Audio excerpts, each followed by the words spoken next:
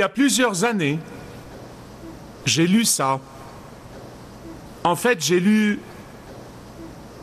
qu'il y avait 2 larmes qui flottaient dans la rivière de la vie.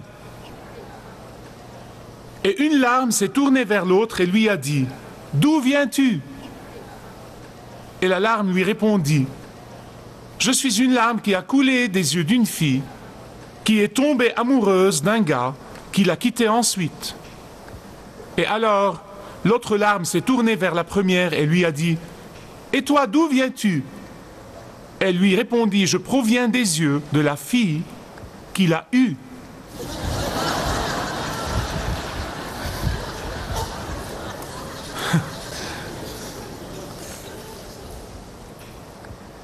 Et pour être honnête, je pense que c'est une image magnifique. Quelle belle image! Qui explique très bien le fait que 5 sur 6 Américains disent qu'ils sont en fait mécontents de là où ils en sont dans leur vie. 5 sur 6 d'entre nous sont mécontents de leur vie.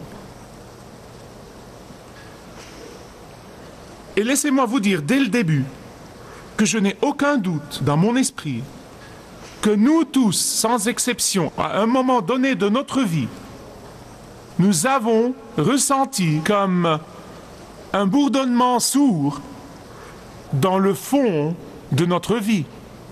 Cet ennuyeux bourdonnement d'insatisfaction dans nos vies.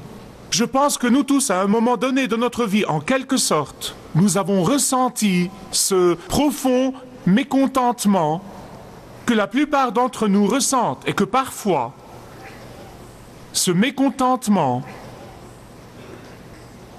ne se limite pas aux gens qui souffrent, que ce mécontentement ne se limite pas à certains qui sont victimes de tragédies dans leur vie.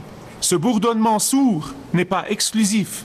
En fait, je crois que tant de croyants sont parfois mécontents de leur vie. Leur mécontentement provient de leur déception avec Dieu, ou d'une déception avec l'Église, ou d'une déception avec les autres croyants, ou d'une déception avec les membres de la famille, quel que soit le mécontentement.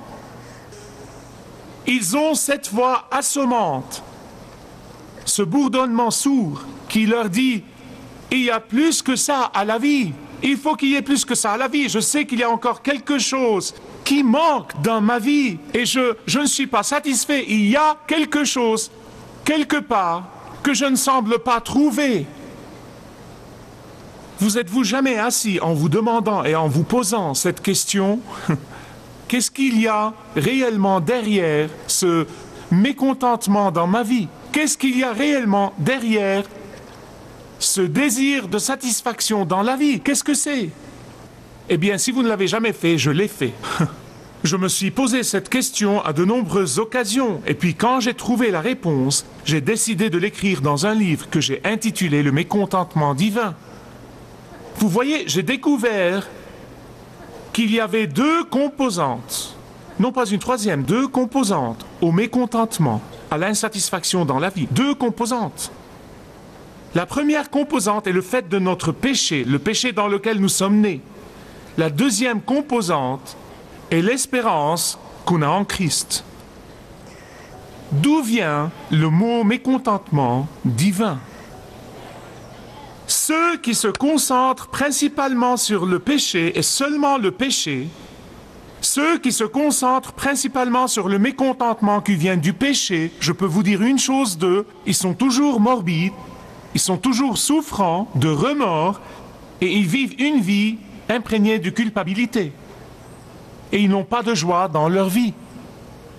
Tandis que ceux qui se concentrent uniquement sur la grâce de Dieu et la miséricorde et la grâce de Dieu et ignorent le péché, vivent une vie superficielle et à la surface. En fait, je peux vous dire que ceux qui vivent une vie matérielle, ils sont un jour dans les hauteurs et un jour dans le gouffre, en haut, en bas. Écoutez, vous pouvez essayer de trouver des réponses à votre mécontentement. Vous pouvez chercher jusqu'au fin fond du monde. Vous pouvez accumuler et entasser des choses. Vous pouvez jouer les durs.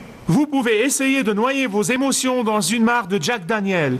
Vous pouvez essayer de poursuivre une relation après l'autre. Vous pouvez aller d'une église à une autre, d'une église à une autre.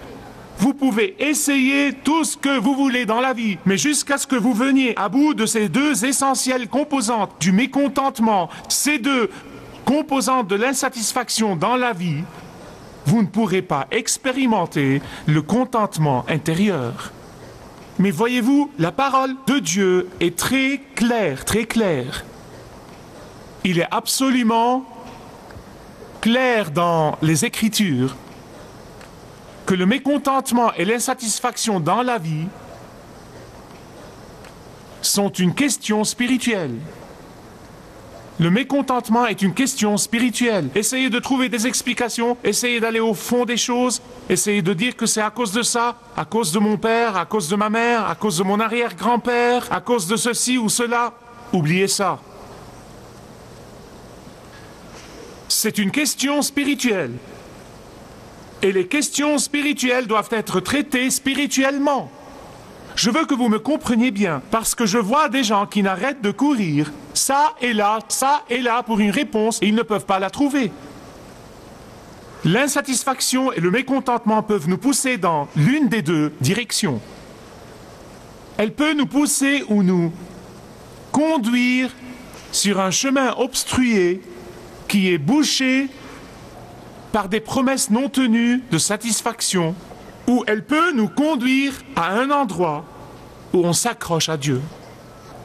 Nous faisons souvent l'erreur de croire que le mécontentement est en quelque sorte un problème du XXe siècle ou une maladie du XXIe siècle. Nous essayons vraiment de rationaliser et de dire que nous vivons une vie à grande vitesse avec la technologie et les progrès et les choses qui se passent. Et donc, nous avons un mécontentement, mais ce n'est pas vrai. Ce qui a aggravé la situation, c'est que nous essayons aujourd'hui, plus que jamais, à cause de la science, c'est que nous essayons de trouver une solution humaine à un problème spirituel. Pourquoi c'est un problème spirituel? Eh bien, nous devons revenir à la Genèse et revenir à Adam et Ève. La Bible dit que dans le jardin, il y avait une satisfaction, il y avait une paix, jusqu'à ce que Adam et Ève ont décidé d'aller à leur façon, de le faire à leur façon. C'est là seulement qu'ils ont perdu leur paix. C'est là seulement qu'ils ont perdu leur contentement. Au moment où ils ont déclaré leur indépendance de Dieu, le mécontentement s'est installé. Et il empoisonne la race humaine depuis lors. Au moment où ils ont pensé savoir mieux que Dieu, l'anxiété s'est installée. Et à partir de ce moment, le mécontentement a été l'héritage de l'humanité. Alors, quelle est la réponse? Êtes-vous prêts pour la réponse? Je vais vous donner la réponse en plusieurs parties. Je vais vous raconter une chose. Au moment où vous reconnaissez que votre mécontentement dans votre vie est une question spirituelle, vous êtes à mi-chemin de la solution. Au moment où vous reconnaissez que votre mécontentement dans la vie est ancré dans votre désir d'aller à votre façon, sans Dieu et sans guide, vous êtes à mi-chemin de la solution. Et aujourd'hui, je tiens à illustrer ce que je dis en faisant le contraste entre deux individus, deux exemples que la Bible nous donne. Le premier homme est Caïn. Caïn, le fils d'Adam et Ève. Caïn est en contraste dans la Bible avec un autre homme qui a vécu des milliers d'années plus tard, qui est le fils prodigue. Qu'on regarde la vie de Caïn pour une minute. Le problème de Caïn a en fait commencé avec la jalousie. Je tiens à vous dire quelque chose. Si vous avez un problème de jalousie dans votre vie, laissez-moi vous assurer que la jalousie va vous démanger, elle va vous harceler, elle va vous déranger jusqu'à ce que vous la confrontiez. La jalousie est comme de gros clous qu'ils utilisaient pour fortifier les chaussures. Vous n'avez pas vécu assez longtemps pour expérimenter ça? Il y a de nombreuses années, à l'époque de Noé, on utilisait des clous pour les chaussures. Parfois, l'un de ces clous se détachait de son emplacement et se retrouvait dans votre orteil. Et vous deviez marcher avec ce clou et vous importuner, vous embêter, vous agacer jusqu'à ce que vous le supprimiez. Et c'est ce que la jalousie fera en vous. Elle vous rendra la vie misérable jusqu'à ce que vous la confrontiez, sinon vous allez mourir dans la douleur. C'est l'histoire de Caïn, parce que Caïn était jaloux de son frère Abel, et dans un excès de colère, il l'a tué. Vous dites comment? Écoutez attentivement. Adam et Ève avaient deux fils, Caïn et Abel. Abel était le fils obéissant. Abel était un garçon qui regardait à papa et maman et écoutait leurs instructions. Il regardait papa et maman et apprenait de leurs échecs. Il regardait à papa et maman et a appris que leur plus grande erreur, le pourquoi ils sont de ce côté du jardin et pas à l'intérieur du jardin, c'était qu'ils avaient essayé de suivre leur propre voie. Ils avaient essayé d'être indépendants de Dieu. Et Abel s'est dit, ça ne vaut pas la peine. Je veux vivre pour Dieu à la façon de Dieu et non pas à ma façon. Le temps était venu pour offrir des sacrifices à Dieu. Caïn et Abel, tous deux, voulaient offrir des sacrifices à Dieu. Eh bien, Abel avait appris la leçon. Quand Adam et Ève étaient dans le jardin d'Éden, et ils ont déclaré leur indépendance et ont été expulsés du jardin, Dieu était celui qui versa le sang d'un agneau innocent. C'était la première fois que ça arrivait, depuis le tout commencement. Et là, quand ils ont vu ce sang versé et ont été couverts par cette peau, ils ont compris ce qu'était l'expiation. Ils ont compris que le péché devait être expié et il fallait qu'il y ait du sang versé, qui est bien sûr une préfiguration de l'agneau de Dieu, le Fils de Dieu sans péché, versant son sang sur la croix du calvaire pour sauver tous ceux qui mettront leur foi en lui. C'était une préfiguration de tout ça. Et Abel a appris cette leçon. Qu'est-ce que c'était? Obéir à Dieu à la façon de Dieu. Abel a appris la leçon qu'il devait présenter en sacrifice à Dieu un agneau. Caïn, de l'autre côté, a décidé de présenter à Dieu ce qu'il pensait que Dieu devrait avoir et non pas ce que Dieu voulait qu'il offre. Ainsi, il a offert à Dieu des grains. Le problème était que Caïn l'a fait à sa manière.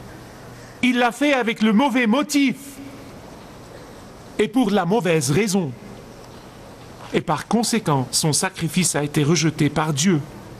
Et donc, dans un excès de colère et de jalousie, Caïn a tué son frère Abel. Et il a vécu dans le chaos pour le restant de sa vie. Pour le restant de sa vie. Écoutez ce que dit la Bible. La Bible dit Caïn est allé loin et a construit une ville et est devenu un vagabond déraciné. Vous savez, bien-aimés, j'ai lu ça et j'ai médité dessus.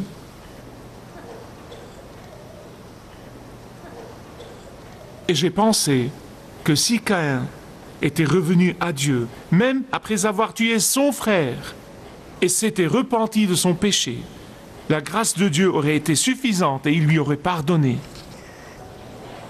La grâce de Dieu aurait été suffisante pour le restaurer. Mais il ne l'a pas fait. Écoutez attentivement ce que je vais dire, mes bien-aimés, parce que c'est une application pratique que nous devons garder. Je l'ai vu moi-même dans tous les recoins du monde.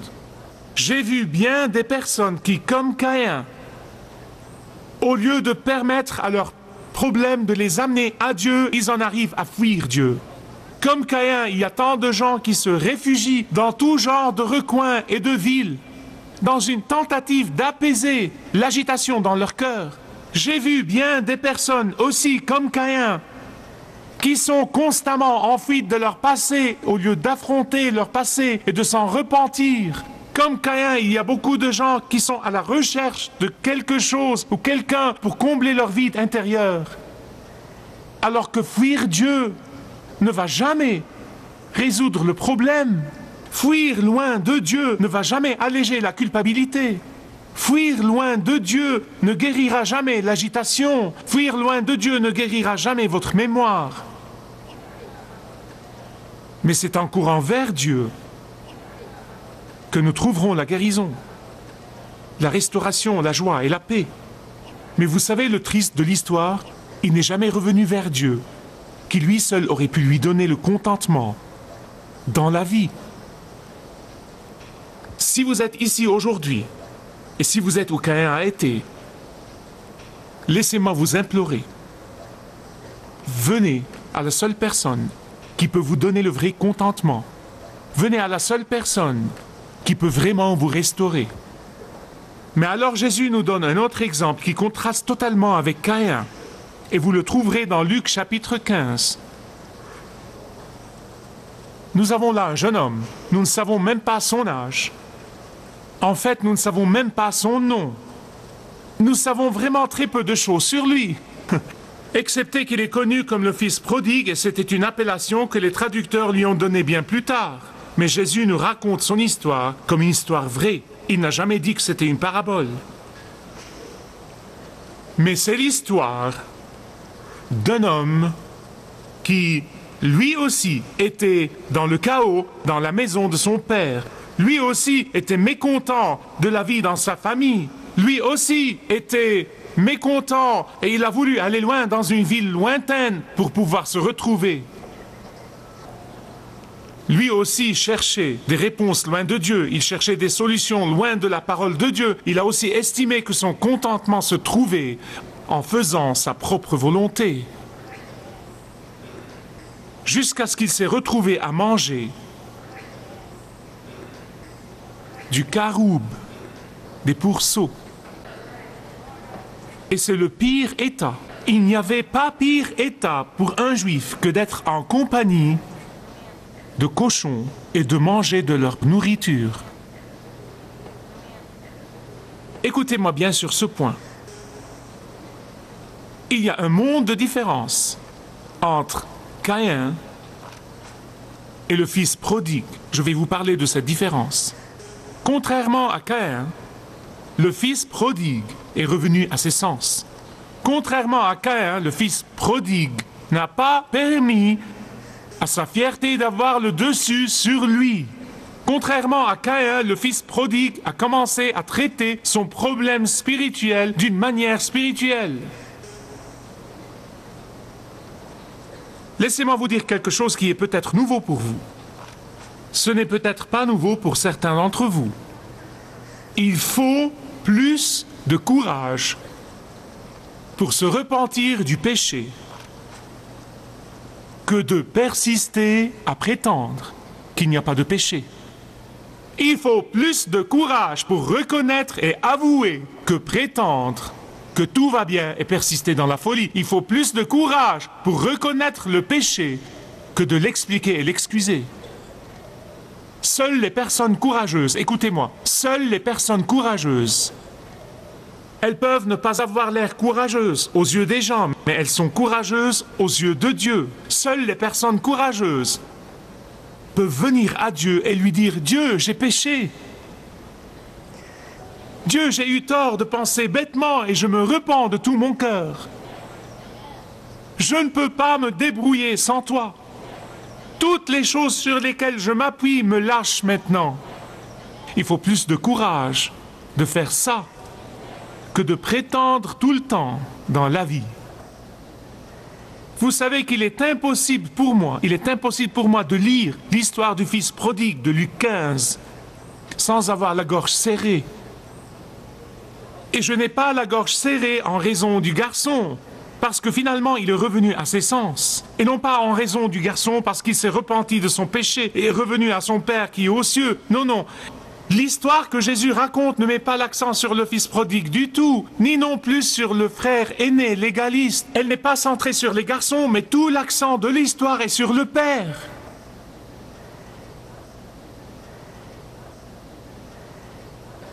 Et je ne peux pas penser à la réaction du Père sans avoir la gorge serrée. Quand je pense à la grâce et à l'amour du Père, et quand le garçon est revenu chez lui, après avoir dilapidé son héritage, Vous devez comprendre que dans la culture du Moyen-Orient, où Jésus raconte l'histoire, si un garçon vient demander à son père de lui donner sa part de l'héritage, c'est comme s'il disait « Je souhaite que tu sois mort ». Et vous savez, c'est la force de cette histoire. Quand le garçon a pris sa part de l'héritage et est sorti de cette maison, il disait « Papa, je souhaite ta mort. Donne-moi mon héritage maintenant. » Et pourtant, quand il est revenu, après avoir dilapidé son héritage, après avoir couvert de honte et déshonoré la famille, après avoir foiré royalement, le père ne le condamne pas, le père ne le juge pas, le père ne cherche pas sa revanche. Il ne lui demande pas de sauter à travers des cerceaux en vue de revenir à la maison. Il n'a rien fait de tout ça. Il ne l'a jamais envoyé dans une maison de réhabilitation pour qu'il y soit lavé. Le père ne lui a jamais demandé de payer de retour pour la souffrance, la peine, la misère et la perte qu'il a causée.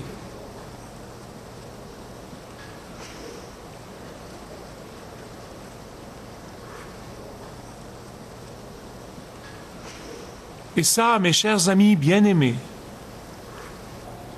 c'est l'incroyable grâce de Dieu. Et je ne pourrai jamais tenir ça pour acquis. Je ne peux pas le faire. Saviez-vous que dans toutes les religions, pour que vous soyez accepté dans cette religion, quelle que soit, il est demandé de passer à travers certaines étapes.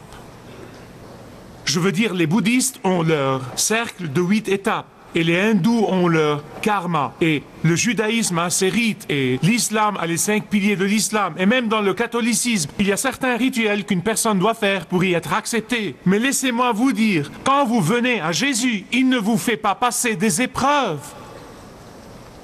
Mais dans toutes ces religions, ils vous font passer par ces épreuves, mais vous n'aurez jamais l'assurance de recevoir le pardon du Père. Ils ne peuvent pas vous garantir l'intimité avec Dieu le Père.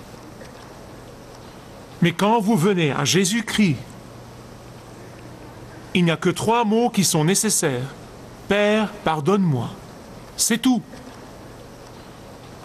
Mes amis, laissez-moi vous dire aujourd'hui, quand vous serez fatigué d'errer, quand vous serez fatigué de chercher, fatigué de votre agitation, quand vous serez fatigué du mécontentement, vous pouvez venir à Dieu le Père par Jésus-Christ, vous repentir de vos péchés. Et Dieu le Père, par l'intermédiaire de Jésus-Christ, vous accueillera et vous pardonnera. Il vous accueillera avec des bras ouverts. Il vous pardonnera tous vos péchés. Il vous adoptera dans sa famille. Il vous vêtira de sa propre robe de droiture et de justice, et il nourrira votre âme. Et donc, alors que je conclus ce message, laissez-moi vous dire que vous pouvez être comme Caïn et vivre dans l'inquiétude et le mécontentement jusqu'au jour de votre mort, où vous pouvez être comme le prodigue et revenir à vos sens et demander à Dieu de vous pardonner. Si vous désirez connaître Dieu d'une manière personnelle, demandez le livret « Retrouvez la joie que vous avez toujours désirée » et vous pourrez découvrir l'amour de Dieu pour vous et apprendre comment expérimenter son pardon.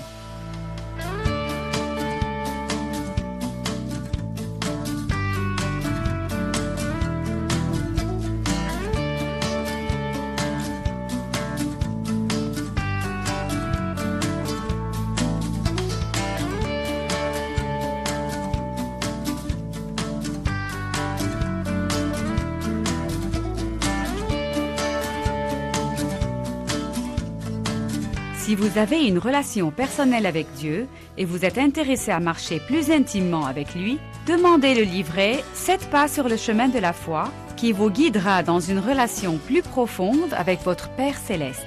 Demandez votre livret gratuit.